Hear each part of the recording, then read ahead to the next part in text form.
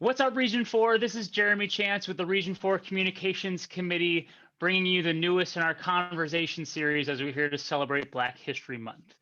Black History Month is the annual celebration of the achievements by our Black and African Americans, and a time to recognize the central role in our U.S. history. Also known as African American History Month, the event grew out of Negro History Week, just giving you a little background, which was the brainchild of noted historian Carter G. Woodson and other prominent African Americans in the early 1900s. And since 1976, every US president has officially designated the month of February as Black History Month. So here we are to celebrate it here, specifically in our region. We want to highlight and celebrate our Black and African American colleagues in the region. And we start off with Katherine Geter. Hi, Katherine, how are you? Hi, I'm doing well. Super excited to be here. Yeah, thank you for joining us. So we'll go ahead and talk a little bit about yourself, introduce yourself, where you currently are, and maybe a little about your pathway, how you got to that role. For sure. So I think I always start off anything. I'm just like, name's Katherine Geter, originally from Georgia. If you meet me, I'm going to say, hey, call me Katie. That lets me know that we're familiar at that point.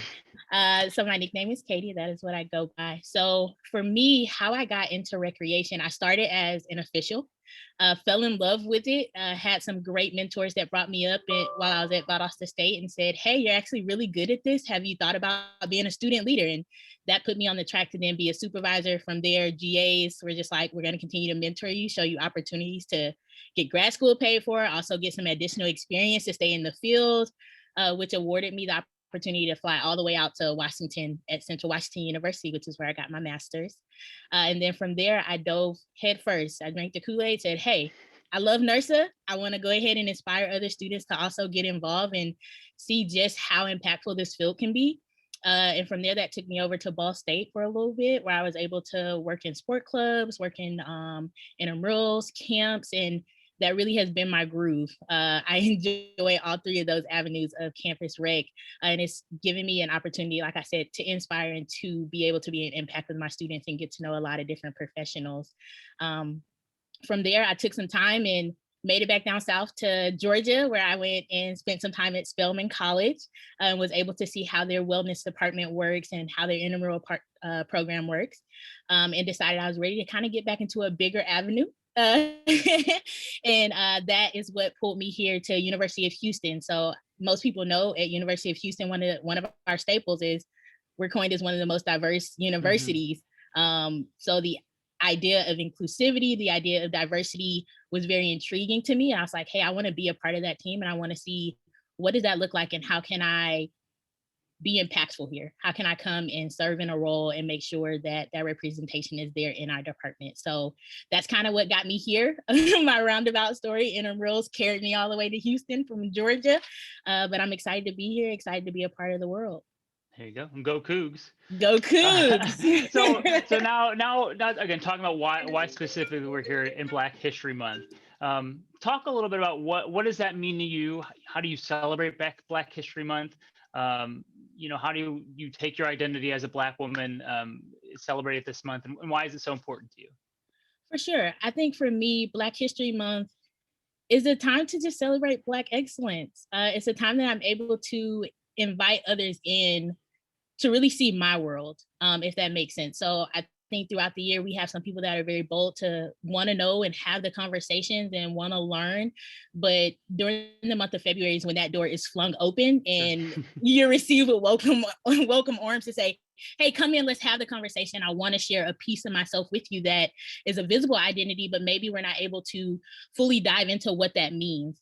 So I really feel like being able to do that, educate about our history and what that means for America, and even in the field of recreation, what that representation means, is important to me. And it's huge, especially when we're thinking about the history of NIRSA and how February 22nd, like first conference with Dr. Watson, I'm like, it's major. So being able to loop all that in and just celebrate the excellence of leaders who came before me, and then the shoes that I'm trying to fill as I step in the path that they've taken, is just so important. So yeah, that's what Black history means to me in a nutshell. And you talked about some of those shoes or those pillars in our industry. part of the reason why one of the main reasons I wanted to speak with you is because you've done the Pioneering the Way series for NIRSA. Region 4, if you haven't seen it, Katherine has done some really great articles, interviews with some of the founding members of our industry. And I wanted Katherine to give you the opportunity to talk a little bit about that series. What motivated you to take that project on? What were some of the thoughts? How did you go about selecting the people that you did? And then maybe what are some of those key takeaways from your interviews? For sure. So I think first and foremost, I definitely want to shout out our new president-elect, Miss Wendy Windsor. Region 4 represent. Whoop, whoop. As well as Miss Stephanie Plummer. Both of those were instrumental to me even knowing about the opportunity of this article. We're a part of an organization, well, a subset of NIRSA, which is our Black Women in NIRSA group that we just come together and support each other in community for everything that is wellness that we represent here in NIRSA. So they put me into a conversation and they were just like, hey, you do really well about helping us with like the marketing and the outreach for our BWN women. We think we have an article idea we think could be cool. And I was like, okay, let's talk about it. So as we began to talk about it, we were just like, hey, what is our aim for this? And the biggest aim was just NIRSA is a huge organization, and representation now more than anything has become such a big topic that requires action. So we're like, hey, how do we actually throw action behind this? How do we start to highlight those leaders that are Black? Like, how do we, like, they're doing the work and they are putting in the mentorship and they're pulling up other students with them. And we just really want to take the time to go ahead and represent and talk about them. And it's kind of a 3-tier project. I mean, we're only on tier 1, which is already a lot, but sure. This tier has been, I think, the most rewarding for me because I was really able to sit down and talk with these individuals like Juliette Moore, our first Black president, and Stan Shingles and Myram, and just all of them to get all of their wisdom and isms. And I think the thing that I took away from all of them is they just have such a sense of kinship and family and community and growth, and being able to make sure that we are growing in a way and developing leaders so that it impacts not just the job, but every individual we come in contact with. So that was very special for me to be a part of that and to be able to, one, throw out the first gauntlet and say like, sure. Hey, here's the first of what we're hoping are many. And it doesn't just stop with our Black leaders. We're hoping to represent the way that our field is represented. We touch so many lives and we hit so many different cultures as far as diversity and inclusion is concerned, that I'm like, hey, this can be huge so that when someone comes in and they're exploring NIRSA, they say, I see me. Right. And I feel like I can belong here. And then they find their space and they're able to make the impact. So, so that's how we got into the article. That is some of what I took away from it and what I'm excited to hopefully see it grow into. Mm-hmm.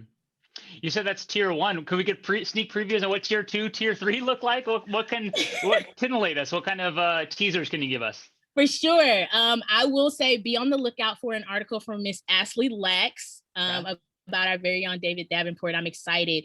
Like I said, we're diving into this idea of mentorship, not only sure. for the pioneers that paved the way for us, but also for those that are currently active and that are doing things to let you know. I think sometimes we look at the higher ups when we're like in the entry levels or in the student level, and it's just like, man, I can never be toe to toe to them or grab that wisdom. But that's actually a fallacy. They love the interaction. They're like, sure. No, I want a mentor, reach out to me. Like, let me really get into your world and be able to impact. So I'm excited for that article to come up. That is going to be the next wave of just showing how you're not that far away from the reach of those who inspire you. Awesome. We're really looking forward to that. You touched on something in your previous answer about the importance of representation. And as a white male, I know that's not an issue for me, but you know, for people like you, it certainly as Black women, talk about the importance of that representation, and maybe an opportunity to shout out some of those people, mentors or people that you've crossed your path with in the field or otherwise that have been influential for getting you to where you are today. Yeah, for sure. Man,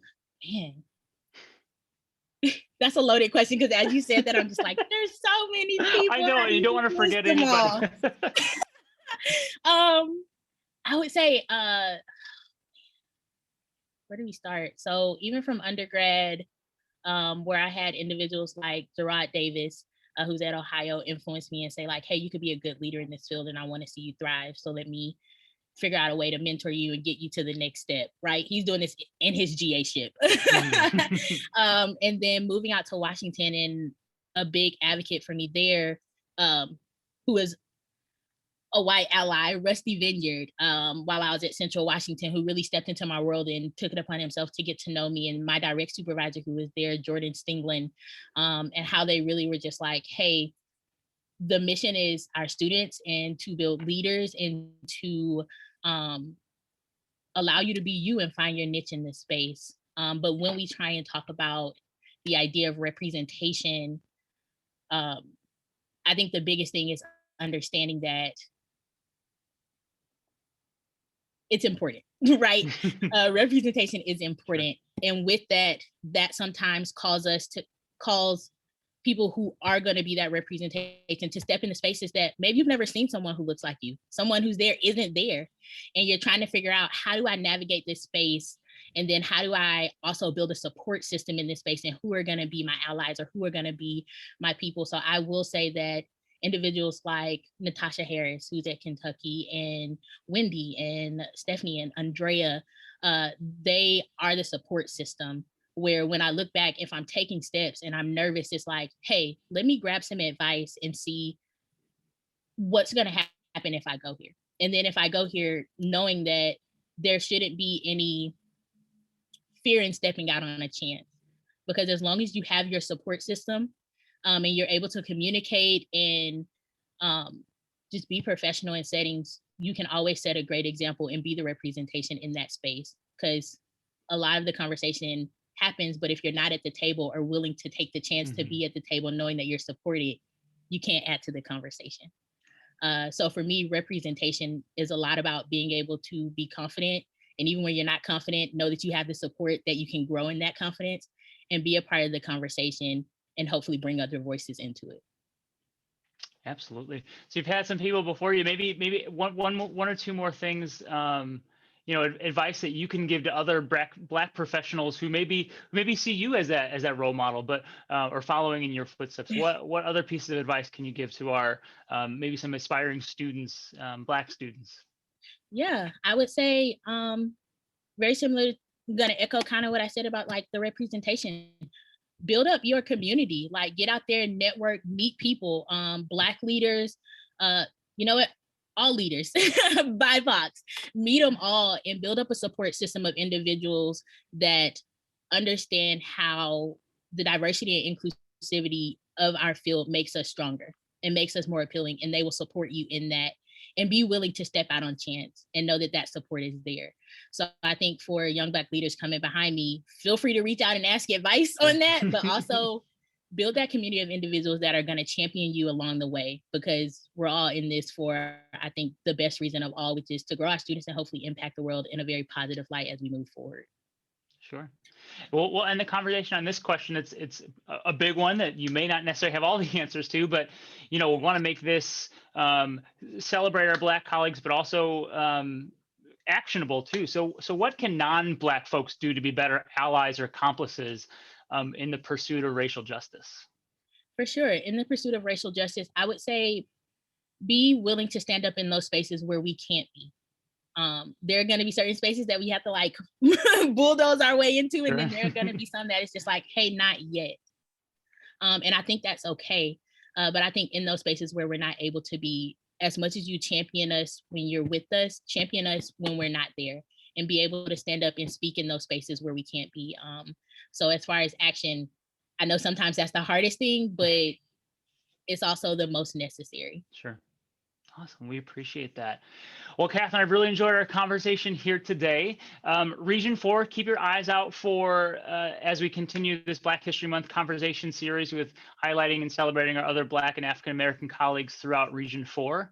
Also, keep an eye out for Katherine's continued series, Pioneering the Way, as again, she's touching base with some of our foundational Black and African-American colleagues in the field. So Region 4, stay tuned, and we'll see you soon. Thanks again, Katherine. Thank you. All right.